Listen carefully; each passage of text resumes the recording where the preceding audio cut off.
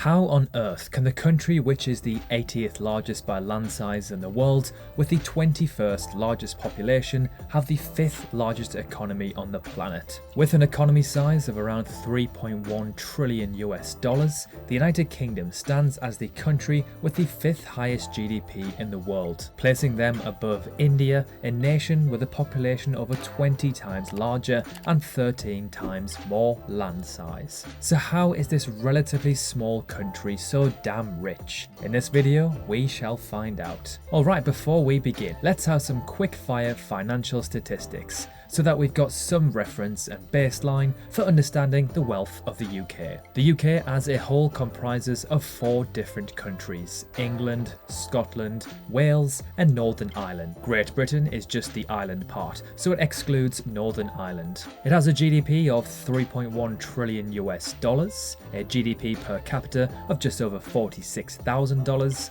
an average salary of $41,000. It exports $837 billion worth of goods. The average house price across the UK is $367,000 US dollars. However, the average house price in London is $705,000 US dollars. I've always thought that apart from London, the UK doesn't really have any super sprawling megacities. Birmingham and Manchester are pretty big, relatively speaking, but it's nothing like China, the US or India, for example, who have multiple megacities with gigantic skyscrapers and sprawling city spaces.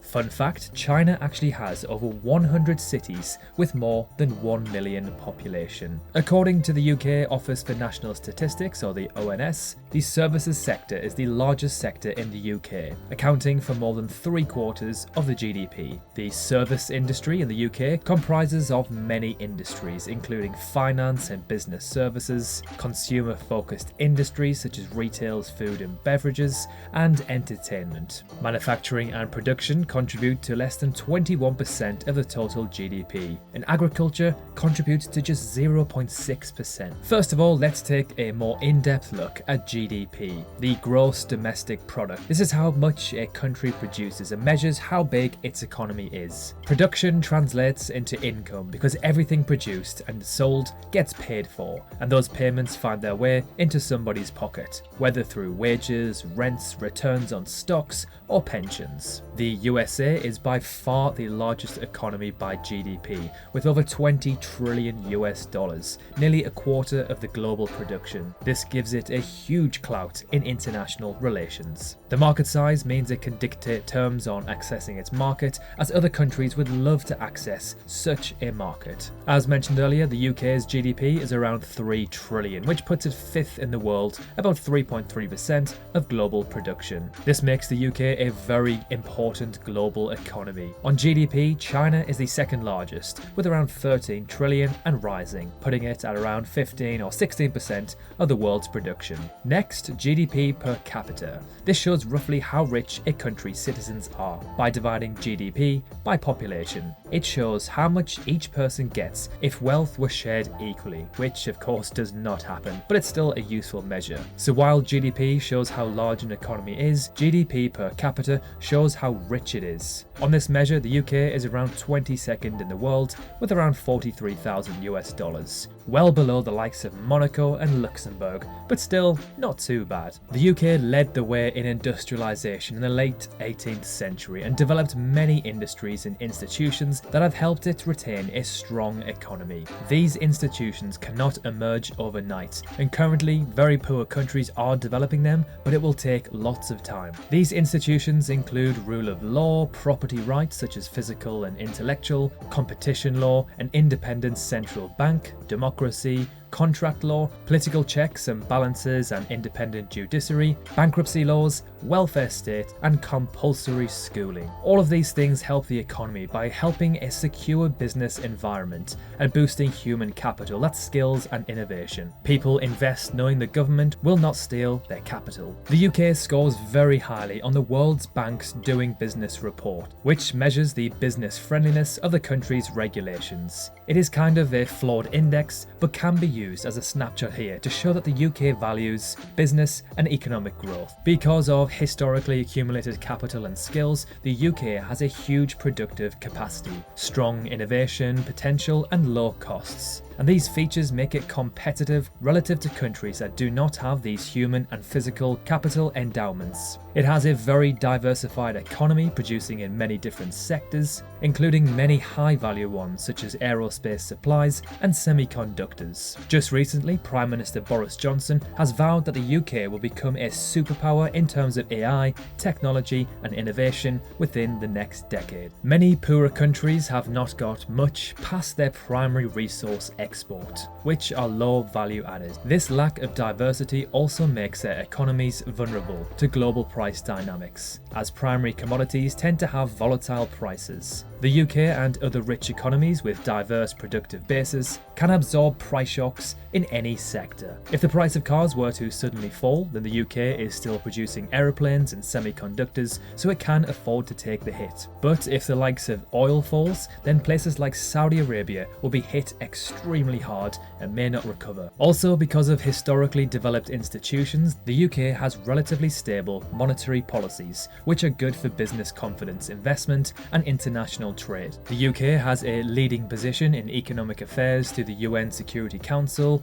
OECD, IMF, World Bank, and its role in giving aid, all of which allow it to defend its interests abroad. Although this is not the only purpose that the UK is involved in these institutions. Also, having a large global market, remember it is the 5th largest in the world, allows the UK some scope to dictate terms to access its market for foreign exports. The UK has a strong financial centre, partly due to the language. English is of course the international business language. Its location at 0° longitude can capture the trading hours of both New York and Tokyo, thus the span of the global finance industry, its proximity to EU, a huge trading bloc, and having historical core competence in finance. Historically, the UK benefited from imperialism, looting its colonies and imposing unequal trade treaties on weaker countries in order to take advantage of them and capture most of the benefits of their trade. Look at the East India Company, for example. The rich countries, it could be argued, still take advantage of poorer ones through inciting if poor countries want aid.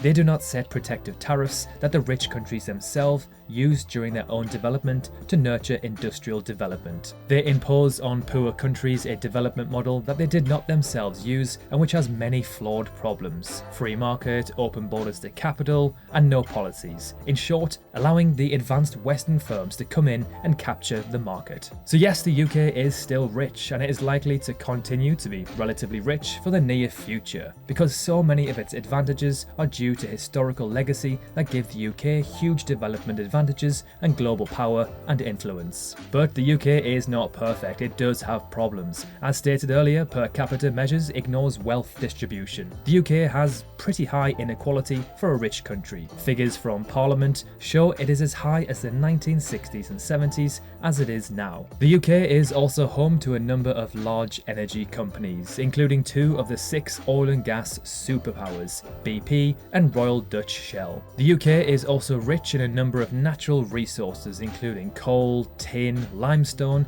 iron ore, salt, clay, chalk, gypsum, lead and silica. Forbes also rated the UK as the best country in the world for doing business. The UK also ranks as the 2nd best country in the world for startups, only behind the US, and ranks as the 8th best country in the world for ease of business. The fact that English is classed as the language of business and billions of people around the world either speak it fluently or as a second language highly benefits the UK. It makes doing business easier and increases efficiency drastically. Imagine a Japanese businessman who only speaks Japanese trying to close a deal with an Ethiopian man. This would prove rather difficult and would require a very specific and unique translator to assist. You may have heard of this little old city in the southeast of England called London. London is classed as the financial capital of the world, sometimes described as the city of cities because each borough is completely different to the next. London is the world's most international and connected financial centre, providing unrivaled access to global markets. It is a magnet for workers from around the world who make up a very diverse pool of financial and professional service specialists. In other words, London is the most influential and important city in the world when it comes to financial markets and business. It is the capital of the former most powerful colony on Earth, and although in the 21st century this no longer exists,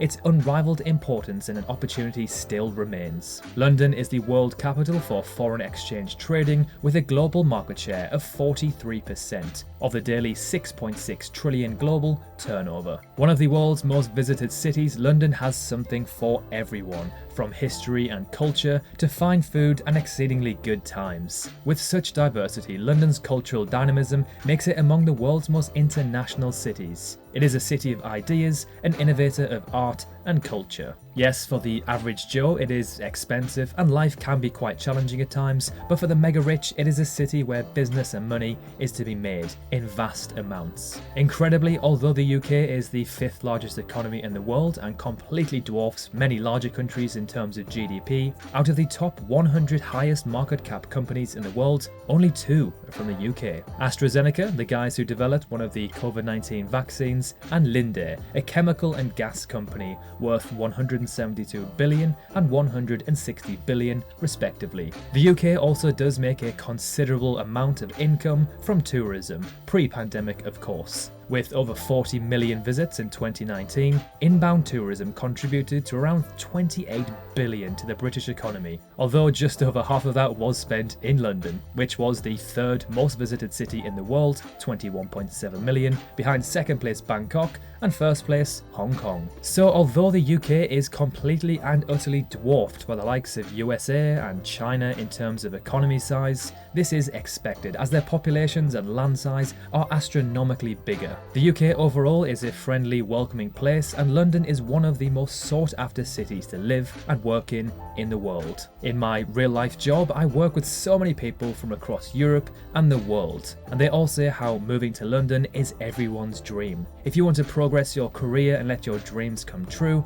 then London is the place to be. Thank you so much for watching this video. If you enjoyed it, please feel free to drop a like, and if you love this sort of content and learning about geography from around the world, consider subscribing. It is completely free, and we've got plenty more to come, and you can unsubscribe at any time. Thanks again for watching, and we'll see you very soon in the next video.